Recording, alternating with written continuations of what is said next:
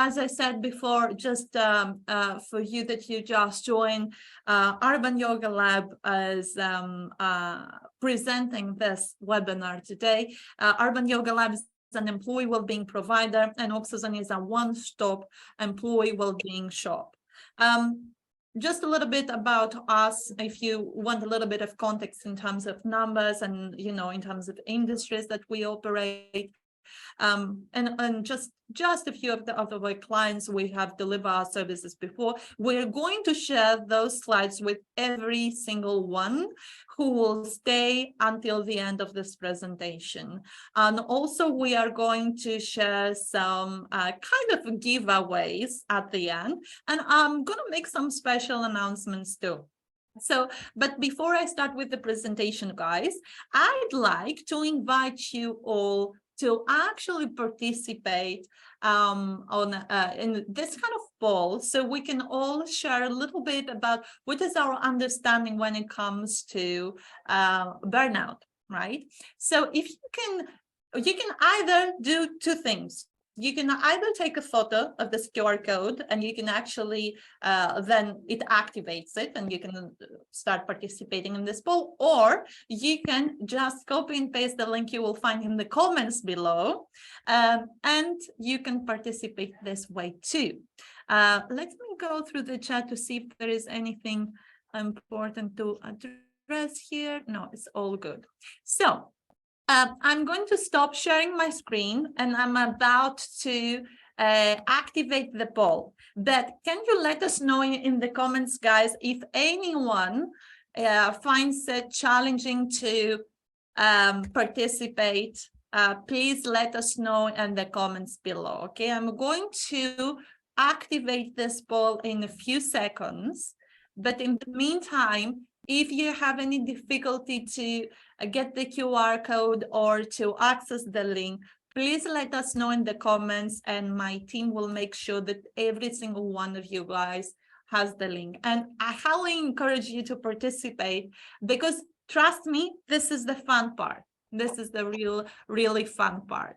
It will be interesting for every single one of us to know what each one of us think when it comes to this topic. I mean, what is the overall kind of point of view? So I'm about to start this poll now. So display.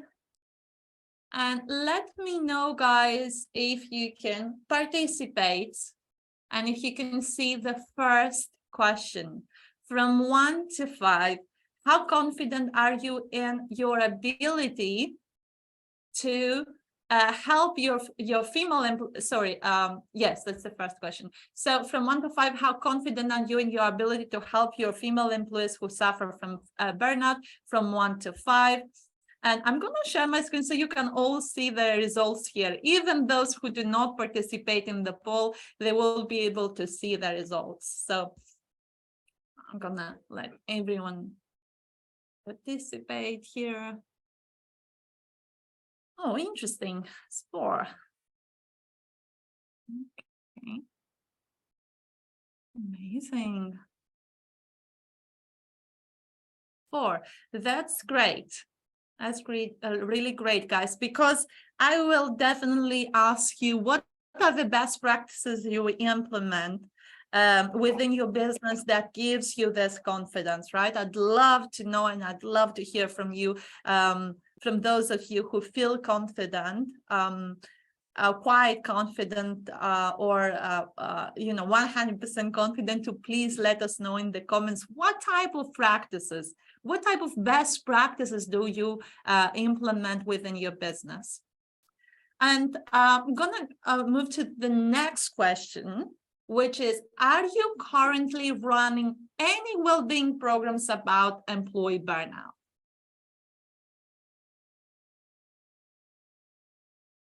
And when I say about employee burnout, I'm talking about a burnout prevention, but also helping employees to manage burnout, right? So it can be both prevention and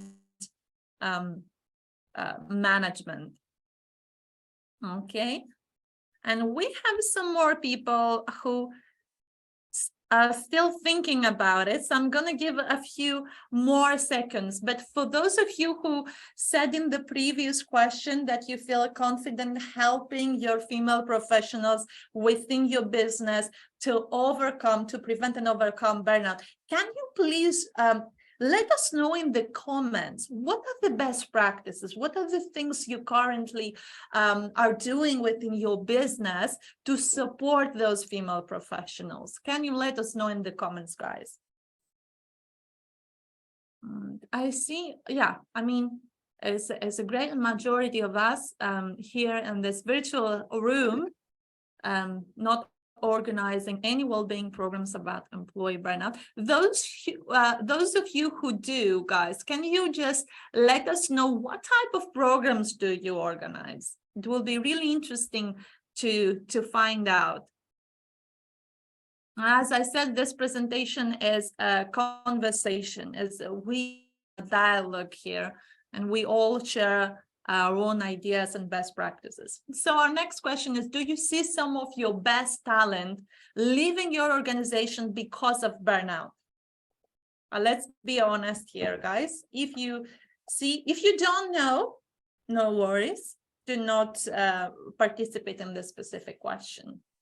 But if you see best talent leaving your organization because of burnout, now, because of burnout, it can be also because of mental health issues like stress, anxiety, right? All those kind of things. So if you see in general employees leaving your organization because of mental health issues, this is the question here. So we have 67% who said yes. It's interesting. Anyone else who would like to participate? I'm going to give a few more seconds. And as I said before, those of you who actually organize programs, initiatives, best practices within your own businesses to prevent or overcome employee burnout, please let us know in the chat what type of practices, what type of programs do you organize? And I'm going to move to the next question. On a scale of 1 to 5, this is, we are almost at the end of this poll. On a scale of 1 to 5, how challenging is burnout within your business?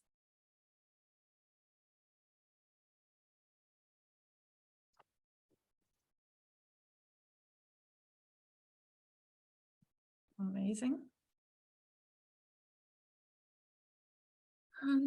As I'm waiting for every single one of you guys to participate, I want to read something from Hannah Edgerley, who said that being a burnout survivor, empathy, sorry, the chat goes so fast. So empathy, flexibility, talking and listening, and time are key to supporting employees and colleagues suffering from burnout. Such a great point, Hannah. I loved what you just said. Gemma, I think workplaces having empathy really helps too, as sometimes you're just expected to adapt to a very on-demand presenteeism work culture. Yeah, that's such an interesting point, Gemma. And honestly, I cannot agree with you more. Assad, listening to someone can help and can motivate my fellow female employees. Yes, so it's all about empathy, guys, isn't it? And that leads us to the last question. So we see here that most of us actually, as I expected, we find it kind of quite challenging, right? And the last question is, from 1 to 5, how high is on your priorities to help yourself or your employees overcome burnout? Sorry, it says here we have imposter syndrome, but it's burnout, really. So how many of you guys, how high is on your priorities? I'd love to know. And from 1 means not high priority, right? Not priority at all, really. And 5, that's one of the highest priorities, top priorities. I'd love that 4 of you already said that as a super high top priority. Amazing. I'm gonna just give a few seconds to everyone to participate here. All right. So we have, yeah, the majority of you. Okay, that's great. My intention for the today webinar is that by the end of my presentation, burnout and overcoming and preventing burnout will be one of your top priorities. And I'm going to explain why is this so important. So now I'm going to walk you through the presentation, guys. And I want to discuss a little bit about the definition of burnout, because when I have this conversation with my clients, they're like, okay, what is burnout? Why is that so important? Now, this is a definition I personally love, and I resonate so much with this specific definition. Burnout is a syndrome conceptualized as resulting from chronic workplace stress that has not been successfully managed. And this is my story too. So when I experienced burnout 5 years ago, it was because of my chronic stress and anxiety that I didn't know how to process, right? So when we are talking about burnout, we're talking about an epidemic. And that's the way I see it. And also the research shows that it's like an epidemic, really. So we see, according to recent research, 75% of employees have experienced burnout in 2022. And it doesn't surprise me. We're in this kind of post-pandemic environment. Now we have this cost of living crisis and so many other challenges to face. So it doesn't surprise me. And then we see gender impacts of the pandemic, increased job searching among women. So in terms of that, we see a lot of women, 39% of them citing burnout as the reason why they want to leave their current employer. 47% of women in the UK said they were more stressed now compared to a year ago, and 46% reporting feeling burnt out. How many women do we have on our audience today? I think it's more than 50%. Farida, let's find out how many women do we have here, because each one of us, we have 50% probability to experience stress and burnout this year at work, right? So the risk is really, really high. The probability to be at risk is really high, and it's so important to be aware of that. So then that leads me to my next point, the future of work for women. We see 47% of women who said that their mental health was poor or very poor, and almost 30% have had to take time off work because of their mental health last year. So we see all those stats, and those are really alarming stats. But I want to start sharing with you some of my best practices by just in the very beginning trying to break some myths, starting from one of the most common false beliefs. And this is one of the greatest myths ever. So burnout happens to just a few disengaged employees. Now, how many of you guys have heard this before? Raise your hand if you have ever heard this before from a colleague or your manager or, you know, a business leader saying that, oh, you know what, burnout is not an issue, just happens to just a few employees who are not motivated, who are not engaged, who are not enthusiastic about the work they do. And let me tell you that this is something I personally get to hear all the time, right? I speak with business leaders and they're like, oh, Alex, look, burnout is not for the people who are like the go-getters, the high achievers, those who go above and beyond, those who are absolutely passionate with their jobs. And I get to hear this all the time, guys. How many of you have heard this before?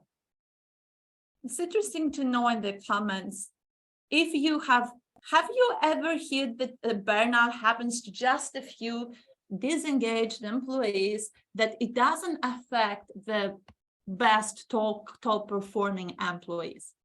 And if that's the case, three participants. Yes, three people have heard this before. Guys, I get to hear it all the time, and it's really shocking because it's interesting because how many actually business leaders, how many actually among us in this virtual room, we do know that the first phase of burnout is called the honeymoon phase. How many of us do we actually know that? Do we have any people here in this virtual space who have heard this term before, like honeymoon phase? Have you ever heard this before? And for those of you who might be wondering, what is this honeymoon phase? The honeymoon phase is the very first stage of burnout. First phase. Every person who experiences burnout, they will necessarily pass through this phase. And this phase is when an employee is full of enthusiasm, commitment, and joy from the work. At this phase, we might feel very productive. We want to take on every possible task. We want to take every opportunity to perform at our best. And we feel creative, optimistic, full of energy. These are the specific kind of signs. And those type of employees, normally they may take more onto the shoulders, more than they should, right? So this is the first phase of burnout. And it is so important to be aware of this phase. Now, why is this important? Why is this important? It is because first of all, let me share my story to let you know why it is important. Back in 2018, I used to work in a tier 1 PR agency. That was my career dream. I got to work with some like-minded people, dream clients. It was the job of my dreams. I was the absolute kind of career girl. So everything from the outside seemed to be great. I was excited, enthusiastic, hardworking, right? But at the same time, I wasn't feeling super well. And I didn't know who to blame. Was it because I was becoming workaholic? Was it because I started neglecting some of my basic well-being needs? Was it because I started sacrificing weekends with family and friends? I couldn't quite put my finger on what was it, right? Until that day, when I was at work and suddenly I couldn't breathe properly. So it was like a panic attack. I fainted, and then a few days later, I visited a therapist's office. I realized that I should reach out for help. And what I found out was that I experienced burnout. The therapist said to me, you suffer from imposter syndrome, which eventually led to burnout. And let me tell you guys that I was absolutely shocked, because I always used to believe this myth that actually burnout doesn't happen to engaged, doesn't happen to passionate, enthusiastic employees. And because I used to believe in this myth, I was shocked when the therapist said to me that I need to disconnect from work completely, and I needed to take a year off to heal, which for me was a second great shock, because I have never heard about this before. So that's my story. But my question to you guys is, how many of your employees are actually aware of those stages? How many of your employees are actually aware of the alarming signs of burnout and the consequences? How many of them do they actually know how to prevent burnout?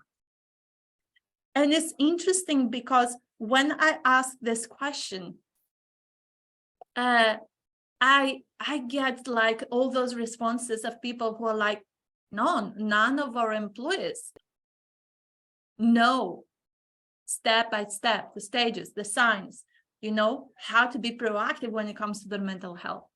So that leads me to the next the next question.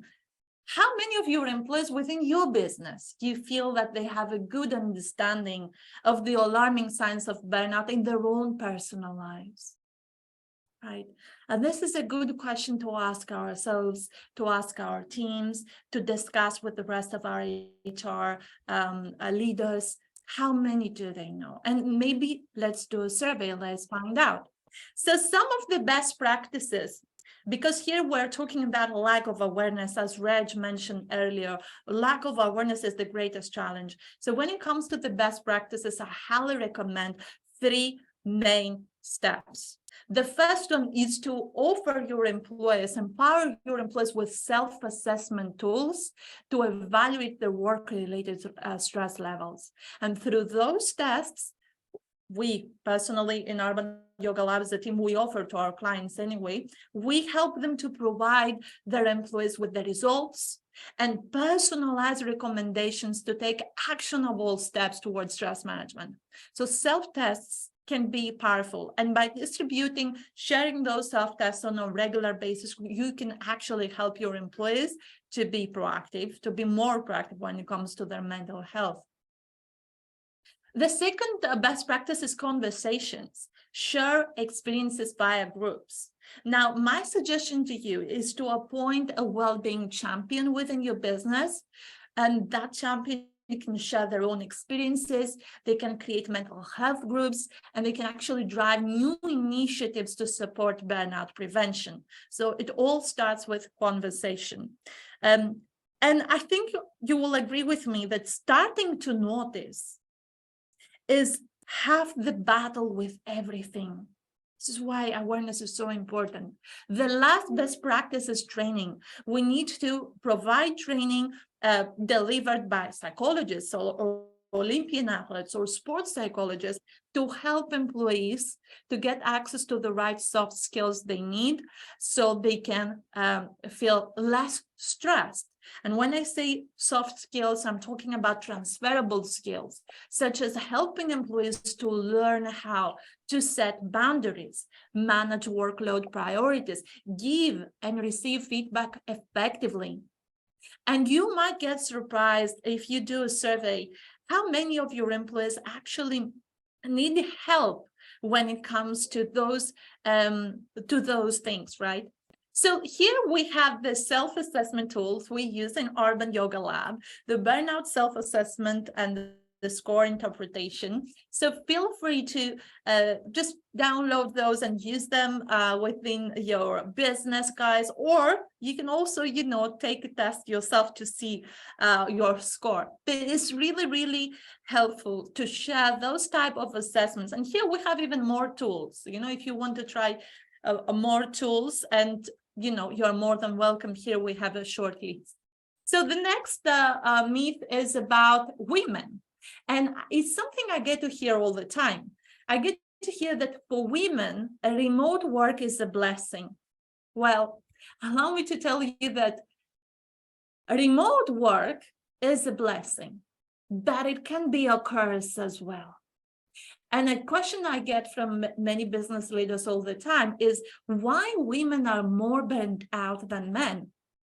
In fact, I did a poll recently in my HR network, and what we've discovered was that here we have like 34% of HRs said that recently they had female C-level executives resigning after years of advancing their careers within their organizations.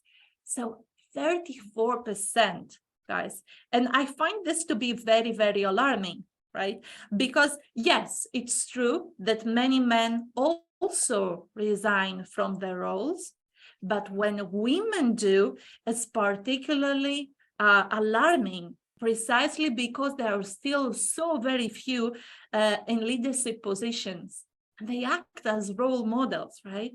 So I don't feel like I am the only one who finds this alarming. There's more research, there are news stories that show that more and more women at work, they experience challenges with work-life balance, mental health, and the well-being.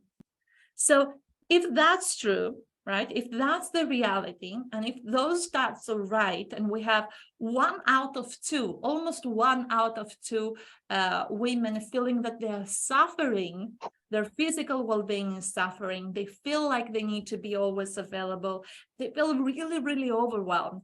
If that's true, how do we actually help them? How do we actually create the right environment for women to flourish?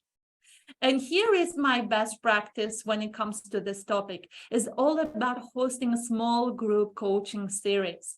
And why is this a powerful way to empower your women at work? It is because it helps to create psychological safety. It's because it helps them to discover what is what are the right things to do when it comes to work-life alignment, and also gives them the best practices to build resilience. So now this coaching group works as a support system. And the members actually get the support they need, direction and guidance. But they also, those groups, they work as outlets, as nice platforms to navigate through strain and anxiety. Now, the circles can feature from 3 to 30 people. The ideal number, the number we actually recommend in Urban Yoga Labs, to have from 6 to 13 women. And those sessions is good to take place on a bi-weekly basis, and they typically last 90 minutes to 2 hours. So we highly recommend this best practice.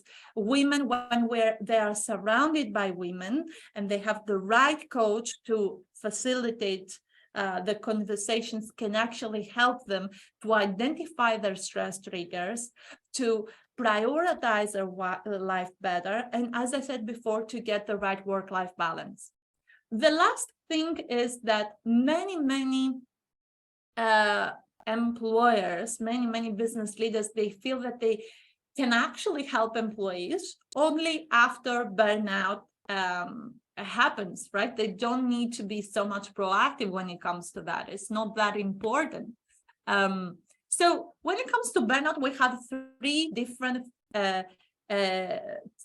columns here, and every single column is on a different stage of burnout diagnosis. So when, as an HR within your business, you are able to diagnose burnout early enough, it takes about 10 hours of psychotherapy. The cost per employee is about £109.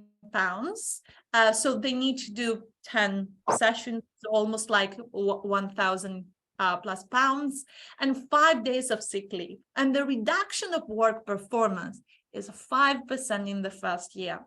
But what's the case if we diagnose burnout really kind of late, right? So then the burnout costs for companies £2,000 on average per employee, and it costs 15 days of sick leave. The work performance decreases by 25%. And in the first 2 to 3 years, 10%, right? The last part of diagnosing burnout very late, only after it happens, it costs about £2,737 per employee and 200 sick days. And the first year, the power to perform reduces itself by about 100%. And there is another 25 to 30% decrease of performance within the first 2 to 3 years after the diagnosis. I personally feel that this is very alarming, and you might get surprised, but not many HR leaders have those conversations. So there are more stats here. I don't want to take much of your time, which actually prove my point that it costs a lot of money, and it costs a lot of mental and emotional energy from an employee's kind of point of view. I remember when I experienced a burnout myself, it cost me a lot of money, and it cost me a lot of psychological and emotional energy. So it was like a trauma, right? So how do you identify the signs of employees that could be burning out within your organization?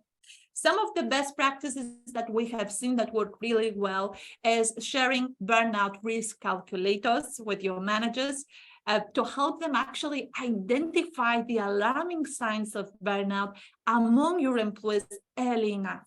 The next practice is about sending anonymous surveys.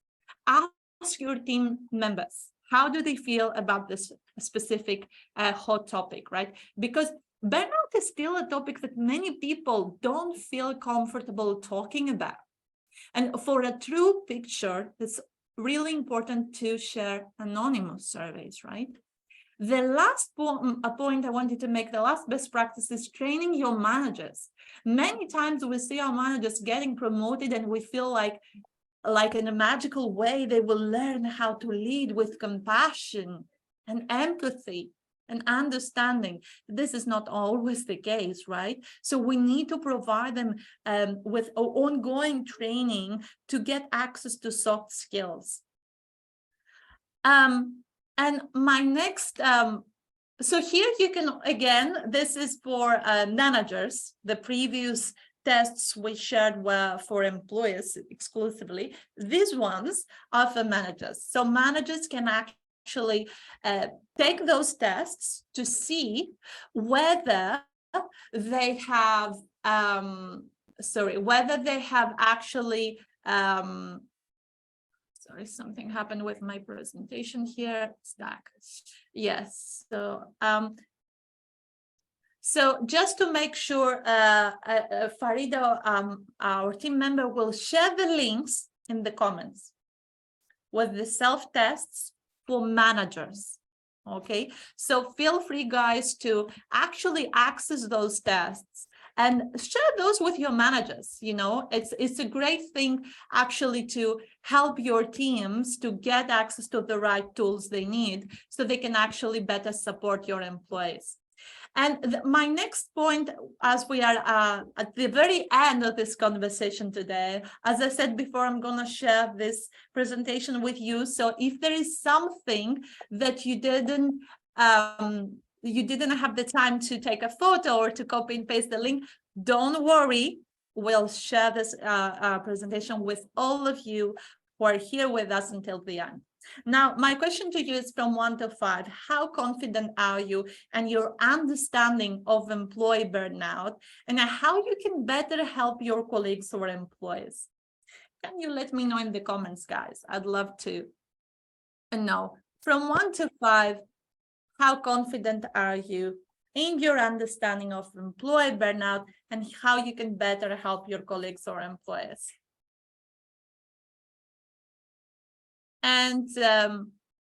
And let me know if you have any questions. I'm going, as I said before, we're going to share this presentation with all of you guys.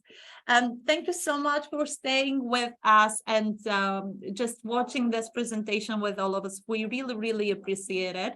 We're going to share with all of you a presentation with specific links. So you have many opportunities to interact with us. I highly recommend you all to click at the link below. Farida is going to include the links and the comments, so you can book a one-to-one presentation with me, guys. Reg, also we're going to include the LinkedIn link for Reg's profile, so you can actually connect with him. Reg, do you have anything lastly to mention before we go? Yes, I noticed, I think it was Risha said something about supporting employees from diverse backgrounds. So just wanted to say that it's really important to get to know your colleagues and get them to feel comfortable about the differences.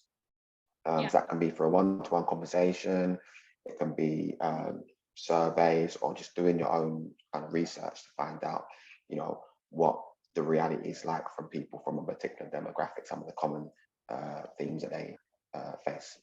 But yeah, just to finish up, I would say that I would invite people just to reach out. So I think what happens is when you reach out to other people, colleagues, other communities, you often can learn things that will help you. So, I've got, it's Ramadan at the moment. I speak to colleagues from the Muslim faith, and some of the practices that that they use to help with their mental health. Sometimes people think, sorry, Reg, I'm interrupting you, but we need to leave this room. We have booked it just for the webinar. brilliant. Okay, so I'll leave it there then. I highly encourage the participants to connect with you via LinkedIn, and I highly encourage them to connect with me on LinkedIn, and feel free to book a virtual coffee with me. The link is in the comments below, and I'd love to hear from you guys. Thank you all for participating today. Reg, thank you so much for accepting our invitation. I will look forward to see you on our next HR webinar next month, guys. Thank you so much. Thanks. Bye, Bye. everyone. Cheers.